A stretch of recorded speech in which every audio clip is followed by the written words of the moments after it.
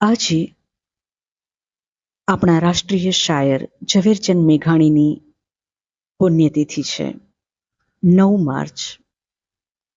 79ની પુણ્યતિથિના નિમિત્તે આજે આપણે યાદ કરીએ ઝવેરચંદ મેઘાણી કલકત્તા નોકરી કરતા હતા. એમનો દેહ ત્યાં હતો, પણ મન તો વતન માટે ઝૂરતું હતું. અને એટલે જ ગુલાબચંદ વખારિયાને પત્ર લખ્યો કે હું આ બધી જ મોહ માયા મૂકીને વતન પાછો આવું છું. આવ્યા અને પછી ગુજરાતી સાહિત્યમાં આખો મેઘાણી યુગ એમણે ઊભો કર્યો. આ પત્રમાં વતન માટેનો તલસાટ, એનો ઝુરાપો કેટલો ઉત્કૃષ્ટ રીતે પ્રગટ્યો છે. આવો આ પત્ર ગુજરાતી સાહિત્યમાં લિખિતન હું આવું છું ના નામે બહુ જ પ્રસિદ્ધિ પામ્યો છે. પત્ર આ પ્રમાણે છે. પરમ પૂજ્ય ભાઈ શ્રી, આખરે તો મારે જ હાર માનવી પડી. મનમાં ઘણું એમ હતું કે બરાબરનો રિસાઈ જાઉં. મને બોલાવો તો પણ બોલું નહીં, પણ એ બાળકનું કામ તો મારાથી થયું નહીં, થઈ શક્યું નહીં. હું જાણું છું કે તમે તો હવે બરાબરના વંટોળે ચડ્યા છો.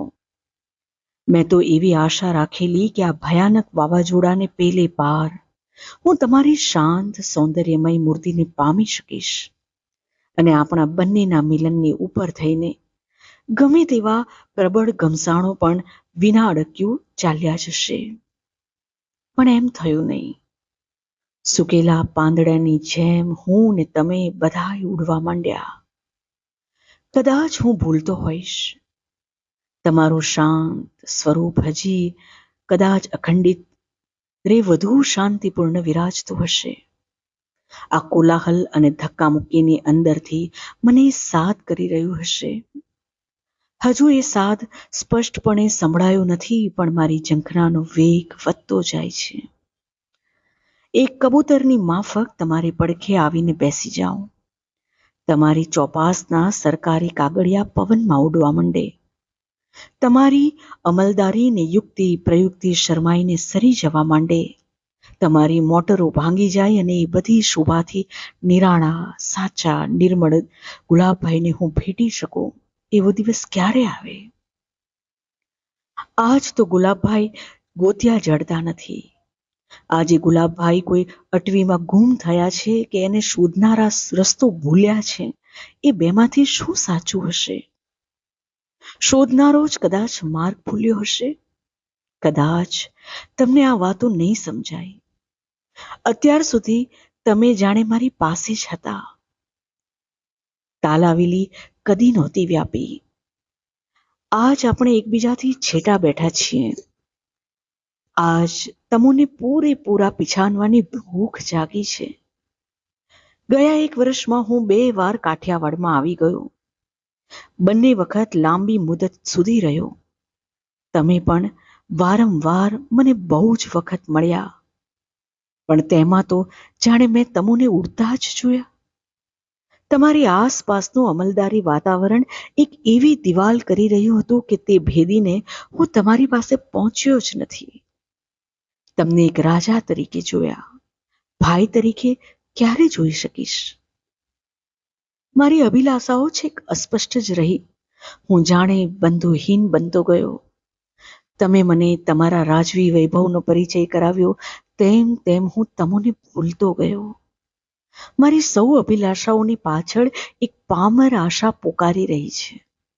તમે એક વાર પાછા પાંખો બીડીને ક્યારે ઘરમાં બેસો, શાંતિથી બેસો. તમે ગીતાનું ગુંજન કરો, હું તે સાંભળી રહું. દિવસ રાત વરસાદ વરસી રહે. તમારી પાસે બેસીને હું મારી આ મુસાફરીમાં પેદા કરેલી થોડી ઘણી પૂંજી ઉખેડું. ગીતાંજલિના ગાન સંભળાવું. જે ભવ્યતા મને કોઈ કાળે આ મારી ક્ષુદ્રતાની વચ્ચે થઈને પણ સ્પર્શી ગઈ છે તેની વાતો કરો. મારા ઉત્પાતને તમારી શાંતિ સાથે ભેટ કરાવું. હું ક્ષુદ્ર તમારામાં જે મહાન છે તેની પીછાન લઉં. ફરી પાછો હું મારા બંધુને પકડી પાડું અને એ હાથને ફરીવાર કદી પણ છોડું નહીં. હું ફરીવાર કહું છું કે તમે આ વાતો સમજશો નહીં. 2 વર્ષ પહેલા હું પોતે પણ ન સમજી શકત. દરમિયાન નવા જીવનની છોડો આવી છે. જીવનનો ગંભીર ધ્વનિ કાને પડ્યો છે. એક અદૃશ્ય હાથની ઇશારત હું મારી સામે જોઈ રહ્યો છું અને જવાબ આપું છું કે હું આવું છું. મને ઘણું એમ થાય છે કે મારી વાતને હું એક બાળકની બોબડી ભાષામાં સ્પષ્ટ કરું. અલંકાર કે શણગાર બધા અળગા કરી નાખું, પણ એ ફરીવાર બાળક ક્યાંથી બનાય? ભાષાની અંદર વ્યાપી ગયેલો ડોળ ડામા ક્યાંથી છોડાય? એ ડામા જીવનનો છે, માત્ર ભાષાનો નથી. આજ લખ્યા જ કરું. મારા જીવનની એક નાની સરખી લીટી સમજાવવા આજ ઉલટાવી પલટાવીને લખ્યા જ કરું, પણ સ્પષ્ટ નહીં કરી શકું. હું જુદા દેશની વાણી બોલું છું. તમે એ ન પણ સમજી શકો. અંધારું થતું જાય છે. ગોધીલીનો વખત થઈ ગયો. વગડામાંથી પશુઓ પાછા આવે છે. એના કંઠની ટોકરીનો ગંભીર અવાજ કાને પડે છે. મંદિરમાં ઝાલર વાગવા લાગી. હું પણ 1-2 માસમાં પાછો આવું છું. ધરાઈને આવું છું. જીવનની આ ગોધૂલીને સમયે અંધકારને પ્રકાશની મારામારીને વખતે મારો ગોવાળ મને બોલાવી રહ્યો છે. હું રસ્તો નહીં ભૂલું. એના સાદને હું ઓળખું છું. હું બંધુહીન નથી એમ કહેવા દેજો.